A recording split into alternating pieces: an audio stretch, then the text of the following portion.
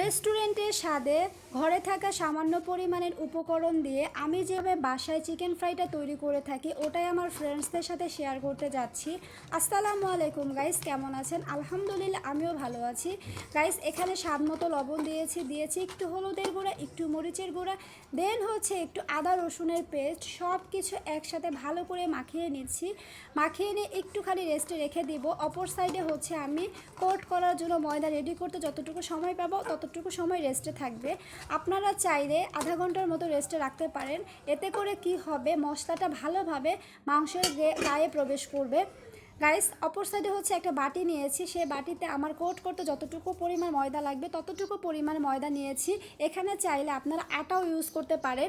এখানে আমি একটু স্বাদ মতো লবণ নিয়েছি, একটুখানি হলুদের গুঁড়ো নিয়েছি, একটু মরিচের গুঁড়ো, একটু ধনিয়া গুঁড়ো। আপনারা এখানে চাইলে বেকিং পাউডার দিতে পারেন ক্রিস্পি করার জন্য।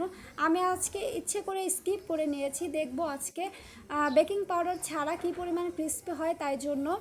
অপর সাইডে হচ্ছে চুলার মধ্যে আমি কড়াই দিয়ে দিয়েছি তেল দিয়ে গরম করার জন্য। আমি কোট করে নিচ্ছি, দেখতে পাচ্ছেন গাইস, সবগুলা চিকেন একসাথে কোট করে নিব। দেন অপর সাইডে হচ্ছে আরেকটা বাটিতে পানি দিয়ে ভিজিয়ে নিব, ভিজিয়ে আবার কোট করে নেব। এইভাবে কয়েকবার করে কোট করা হয়ে গেলে আমি চুলোতে দিয়ে দিব ফ্রাই করার জন্য। গাইস, আমি সবগুলা চিকেন এভাবে সুন্দর মতো কোট করে নিয়েছি কয়েকবার করে। দেন হচ্ছে তেলটা গরম হয়ে যাওয়ার পরে আমি সবগুলো চিকেন দিয়ে দিয়েছি। একদম এটা মিডিয়াম টু লো হিটে ভাজতে হবে। বেশি হিট দিলে কি হবে, ওপরের সাইড পুড়ে যাবে কিন্তু ভেতরের চিকেনটা কাঁচা থেকে যাবে, তাই জন্য মিডিয়াম টু লো হিটে এটা ভাজতে হবে। আমার একটা সমস্যা, কোনো কিছু চুলায় দেওয়ার পরে আমি এটা লাড়তে থাকি, কিন্তু এটা ঠিক না। একটু টাইম দিতে হবে উল্টানোর জন্য, কিন্তু আমি আগে অস্থির হয়ে যাই উল্টানোর জন্য। আমার মতো কে কে আছো কমেন্টস করে জানিয়ে যেও। গাইস, দেখতে পাচ্ছেন সবগুলো চিকেন আমি মিডিয়াম টু লো হিটে ভেজে নিচ্ছি। আমার চিকেনটা ভালোই ক্রিস্পি হয়েছে বেকিং পাউডার ছাড়াই। গাইস, আমার রেসিপিটা যদি ভালো লেগে থাকে তাহলে কিন্তু শেয়ার করে দিতে পারো।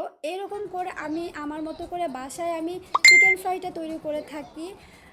তো আজকের চিকেন ফ্রাইটা কেমন হয়েছে জানাতে ভুল করবা না। আজকের মতো এই পর্যন্ত, আল্লাহ হাফেজ।